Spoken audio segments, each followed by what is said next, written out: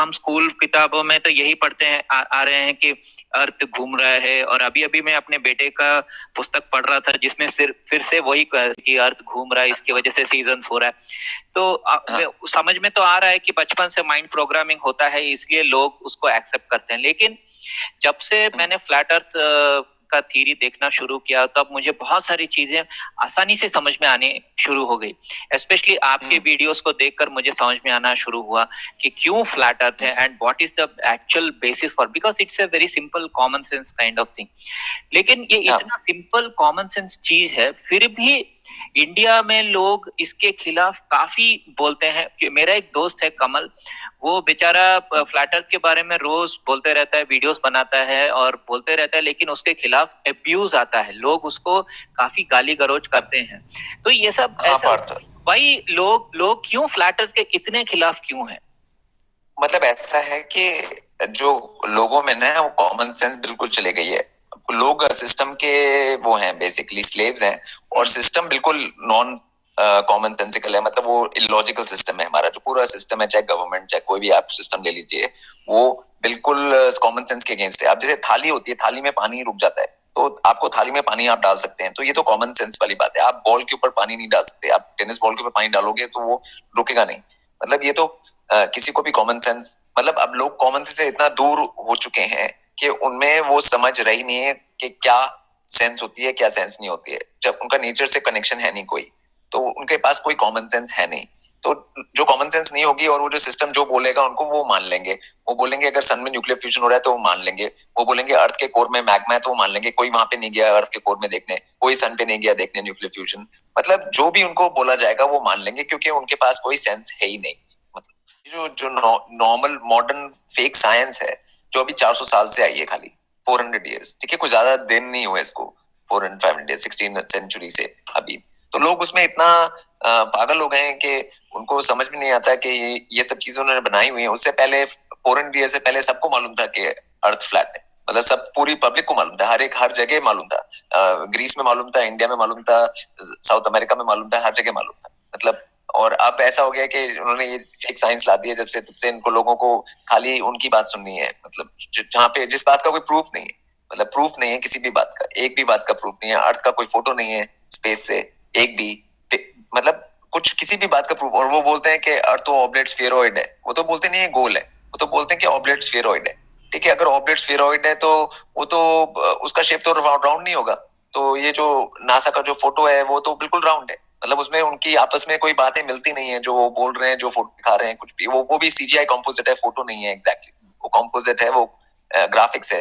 मतलब तो उनका जो ग्राफिक्स डिजाइनर को भी उन्होंने ढंग से नहीं बोला कि तुम ऑब्लेट स्फेरॉइड बनाओ, गोल मत बनाओ। मतलब वो लाए बिल्कुल बिल्कुल क्लियर है, उसमें कोई मतलब अगर किसी में थोड़ी सी भी कॉमन सेंस है उसको समझ में आ जाएगी बात।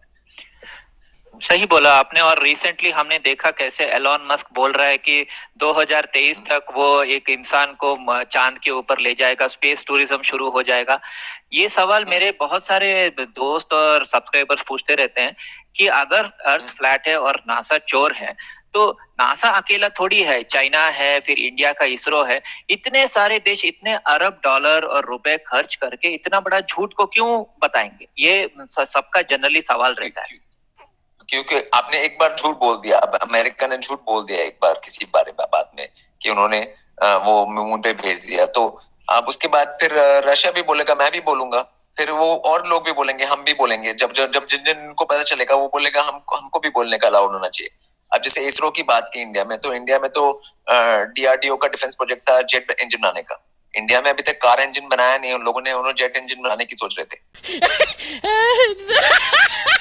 वो जेट इंजन कभी बना नहीं अभी तक। मतलब और अभी वो वहां से वो भेजते हैं, मतलब ये भेज रहे हैं और ये भेज रहे हैं। और मैं तो ये पूछ रहा हूँ कि अगर आपको रॉकेट भेजते हैं आप, तो आप हमेशा वो सी शोर से चेन्नई से क्यों भेजते हैं? आप दिल्ली से क्यों नहीं भेजते रॉकेट? मतलब अगर वो स्पेस में जाएगा तो दिल्ली से भी जा सकता है, उसको सी के पास से भेजने की जरूरत है। अगर सी के पास से तभी भेजेंगे, आपको डर होगा कि वो कहीं पे किसी के सर पे जाके गिरेगा, तो सी में गिरना चाहिए। मतलब अगर आप दिल्ली से छोड़ेंगे उस रॉकेट को, तो मतलब वो तो मध्य प्रदेश में गिर सकता है।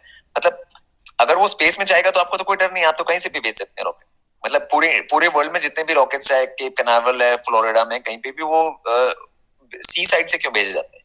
एक सिंपल सा क्वेश्चन है, और वो साइड में क्यों जाते हैं, वो ऊपर क्यों नहीं जाते स्ट्रेट? वो हमारे को उन्होंने बताया था कि 11.2 किलोमीटर पर सेकंड एस्केप वेलोसिटी है अर्थ से, 11.2 किलोमीटर पर सेकंड। तो उस हिसाब से तो रॉकेट 2 सेकंड में 22-23 किलोमीटर होना चाहिए, मतलब जो रियल रॉकेट होगा जो कि अर्थ की ग्रेविटी को एस्केप करेगा। तो 23 किलोमीटर इन 2 सेकंड्स, तो आपको रॉकेट 2 सेकंड बाद दिखाई नहीं देगा, क्योंकि आपकी आंखें देख ही नहीं सकती हैं 23 किलोमीटर। तो मतलब रॉकेट आप 1 सेकंड देखोगे और अगला सेकंड वो आपके आई से बाहर हो जाएगा, आपके आई साइड से। मगर ये जो नासा के रॉकेट है वो तो टाटा ट्रक की स्पीड से स्टार्ट होते हैं। और मतलब जितने भी ये रॉकेट्स हैं, मतलब ये तो मतलब आपको 10 सेकंड बाद भी दिखते रहते हैं, और वो स्ट्रेट नहीं जा रहे होते हैं, वो तो एक इलिप्टिकल पाथ में जा रहे होते हैं, जैसे अभी वो समुद्र में गिरने जा रहा है और कहीं नहीं जा रहा होता वो रॉकेट। सही बोला आपने, क्योंकि ये सेम बातें मैंने लास्ट ईयर भी मैंने बनाई थी और मुझे काफी अब्यूज भी मिला था। मैंने यही सवाल पूछा कि एस्केप वेलोसिटी अगर 11 किलोमीटर है तो 22 किलोमीटर तक तो रॉकेट तो छूट चुका होगा, लेकिन हम तो रॉकेट को देख रहे हैं ऐसे जा रहा है जैसे कि हमारा इवन कार भी उससे फास्ट जाए। टाटा ट्रक, सही ट्रक स्लो, सही बोला। उस स्पीड पे चलते हैं। मतलब ऐसा है कि अब यूनाइटेड नेशंस टुगेदर में एक लाइंग एंटिटी है, मतलब वो सबको झूठ बोलने की जो एक मेन एंटिटी वो यूनाइटेड नेशंस है। तो यूनाइटेड नेशंस में डिसाइड होता है कौन क्या झूठ बोल सकता है, बेसिकली कितना झूठ कौन बोल सकता है, तो किसको कितना झूठ बोलना अलाउड है बेसिकली। ओके, तो फ्लैट अर्थ से अभी एक टॉपिक थोड़ा मैं आगे बढ़ाता हूँ। ये है कि फ्लैट अर्थ को छुपाने के लिए ये western Nations and secret societies ने काफी कोशिश किया। तो कमिंग टू सीक्रेट सोसाइटीज जैसे कि इल्यूमिनाटी हो गया या बिल्डरबर्गर हो गया, रोसीक्रूशन हो गया, ये सब जो सीक्रेट सोसाइटीज हैं, ये जो 300-400 साल से हैं मतलब इस धरती पे, वो उनका एजेंडा